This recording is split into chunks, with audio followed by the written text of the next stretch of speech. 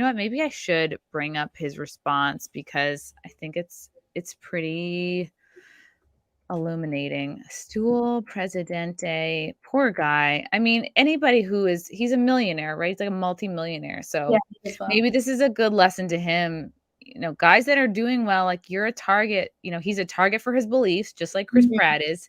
And he's additionally kind of a target with women because, you know, if he's like a sexual guy and he is, you know, kinky, it's like that is something that could be taken advantage of. By a toxic female. So here's his. All right, this is a 9-minute video. I'm just going to play a little bit of it. Whoops, I can't figure out the volume. Okay, so Business Insider finally published. The hit piece says it's been 8 months in the making on me. Not the normal hit piece, not the normal stuff about jokes we've made, videos we made, things we've done at Barstool. This is far more serious allegations, portraying me, painting me really as a sexual deviant. Serious shit. So lawyers have been talking to me, boards, you should say this, you shouldn't say this, you should do that. Listen, I've ignored everything they said. I'm going to do what I always do. I'm just going to tell the truth. Shoot from the hip and tell exactly what I feel and where I'm at. No written statements, no pre-planned things. Just me that I've been remotely associated with.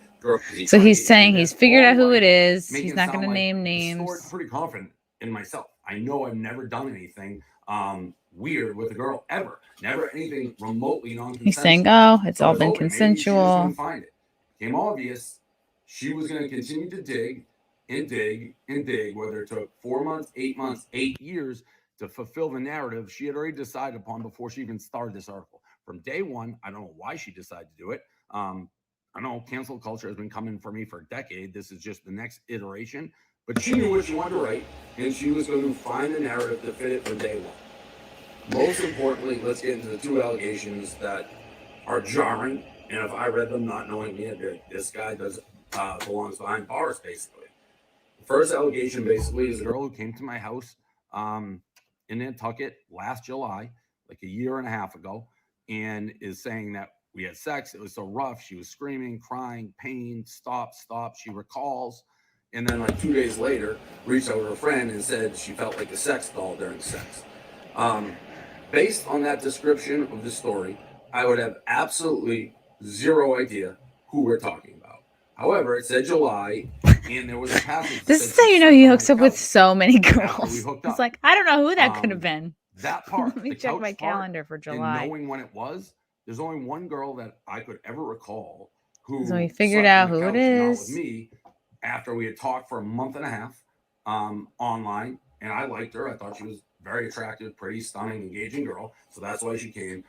But I do remember one girl sleeping on the couch. So I went, looked at her past DMs, and that part, there's a part that says she reached out, hey, pizza man, and I responded, hey, fly bitch.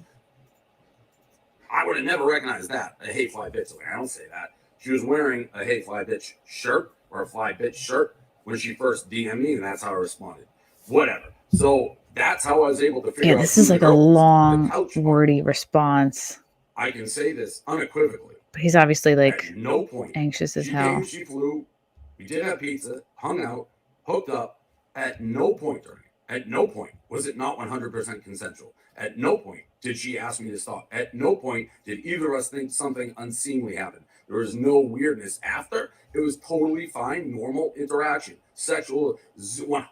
100%. See, at one point he shows I never knew she had any issue. It's the first I heard of it.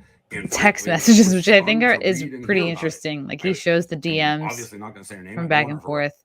So he's just explaining, like, I didn't do it. I did nothing. Nothing was, you know, everything was consensual. Oh God, look at this. Okay, this is pretty. Who supposedly was so depressed by her interactions with me. He's about to show the DMs.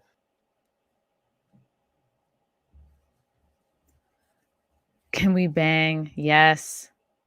Are you excited or nervous? Nervous. Haha, don't be. It'll be fun. We don't have to do anything if you don't want.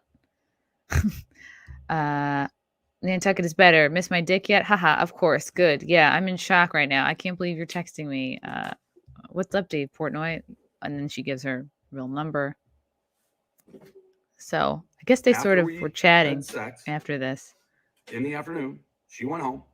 She DM'd me to come hang out with her at a bar at night. At a bar, by the way, is where she wanted to meet me the first time. So all this that's 21 plus. That's where she said, say, hey, I'm going to this okay, bar. so she's not an underage person. Black and white. That again, I don't. She wanted to meet at a bar. This sounds typical. This sounds like typical dating, to be honest. It's just, but they're saying when you're dealing with a millionaire, you're vulnerable to this stuff. But she was continually hitting me up to hang out.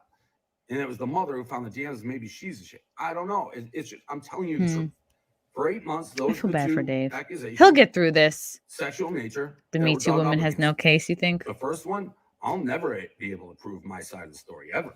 So he said, she said. And this is the quintessential sort of predicament men are in right now. I'm telling the truth.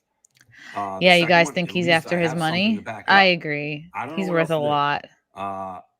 This reporter had an agenda from day one, from the second she picked up paper. Took her 8 months. I've been mostly single. That's a long time. Until recently, for the past 5 years. Well known, target on my back. People fucking hate me. Right, and people were already after him. Trump, or I go on Tucker Carlson. The woke cancel culture wants to cancel me. This is the next escalation. And they're like, oh, he wrote a rape joke in 2010, which I wouldn't. This guy is Dave Portnoy. He is in charge of Barstool. He founded Barstool Sports. I'm scared because they're asking for more. It's like they're asking. And he also is famous for doing the one bite pizza reviews. Well, guess what? A lot of fucking people hate me. I guarantee this. He's the guy who's like, one bite, everybody knows the rules. Nothing, because nothing's ever happened. But I can't stop it. He said, she said. So yeah, it's fucking scary. And it sucks. And it's sad that that's the world we live in. This isn't a court of law where it's innocent until proven guilty. No charges ever have been filed. Probably won't unless I'm provoking right now. But there's no way to do it because I've never done anything.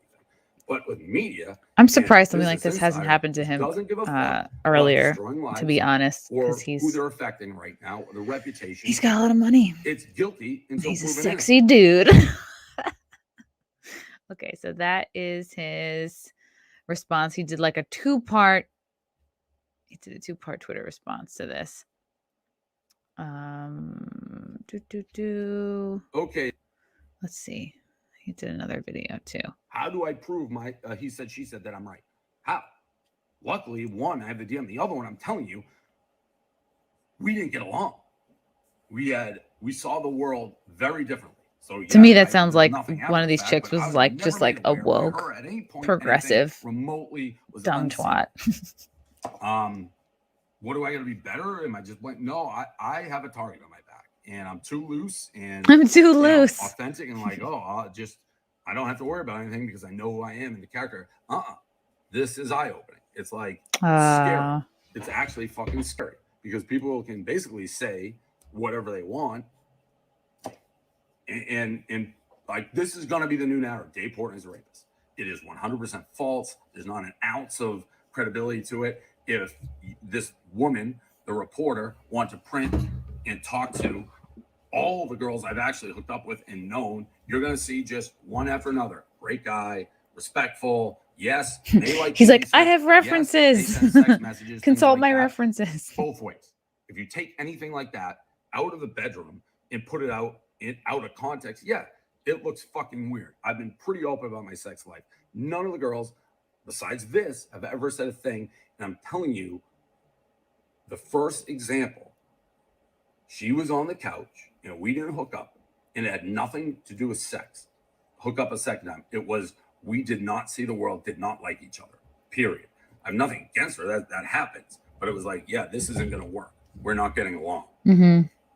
People choose to believe. Yeah, so it sounds like a hookup went south. 11 minutes. They didn't click. My soul out. I didn't know and she's pissed. And she's probably like, how do I milk this? Like this. 8 months, 24 hours to respond. That's what the reporter said. Give me a fucking break. Oh, Dave. Okay. Well, there's lessons to be learned here, right, guys? I think the lesson for Dave is like, you got to be really careful about who you are hooking up with. Like, I know he's hot, he's sexy, he's successful, he's like very gregarious. Like, if you watch his 1 minute pizza reviews, like, he is a really authentic, genuine guy. He's from Boston. You can tell, like, Boston accent. He's just like a fun dude. He's like somebody you would get a beer with. And obviously that's like very attractive to anybody, you know, not just chicks. Guys would be like, oh, I'd be friends with this guy.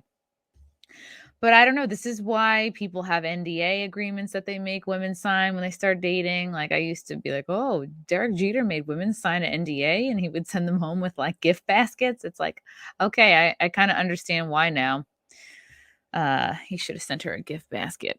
So yeah, Dave is he's going to be very vulnerable to either gold diggers or women that are going to call him a rapist or a sexual predator for clout, for attention, for their 15 minutes of fame, what have you. So there have been a lot of interesting takes on this. There is a conservative kind of influencer guy who has been commenting on it today. He works for, I don't know if he works for the Daily Wire. I can't remember, like, Matt Walsh. I'm going to bring up his tweets. Sometimes I like really agree with him. Sometimes he bothers me. But he's a smart guy. So, okay, I'm going to bring up his thread here. Okay, we lost Isabella. We're going to wait for Isabella to come back. I hope she comes back. I think she lost a connection. Okay, so here's Matt Walsh. This Dave Portnoy thing is the most transparent setup I've ever seen. A girl solicited him for sex, asked him to fulfill her rape fantasy. I don't know if you guys heard this. I was talking probably over it in the beginning, but the way that they connected was like, hey, what's your fantasy? And the girl was like, oh, I don't know if I can say it, but it's a rape fantasy where I don't know what's going to happen to me.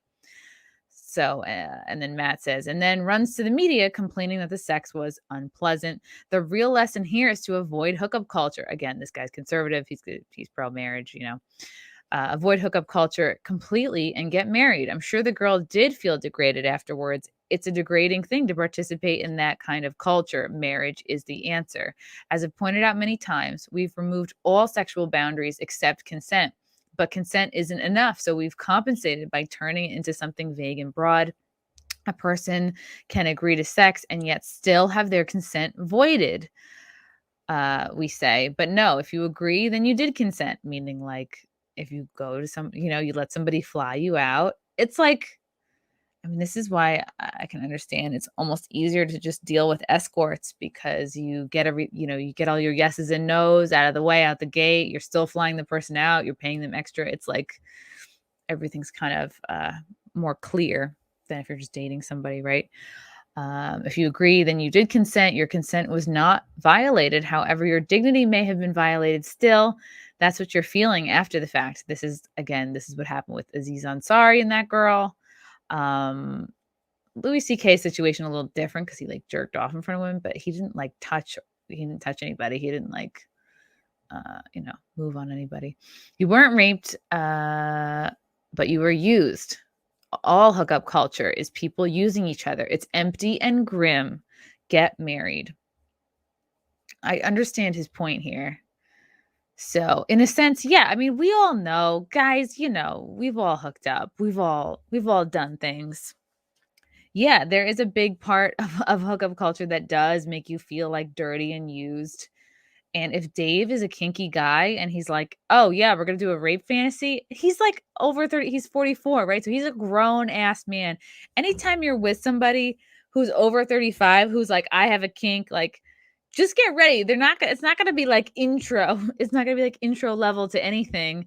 I'm sure he had like a whole like 50 Shades of Grey room. No, who knows? But like if you're like a rich guy with a kink, like you're going to be pretty into it. You're going to, don't tell somebody you're kind of into pain if you're not really into pain. Don't tell somebody that like you kind of want a rape fantasy if you're not prepared to like kind of get a little bit hurt, you know what I mean? And then it's like it's your job to like really work out a safe word and like, again, tell your yeses and nos and like be really clear about that stuff.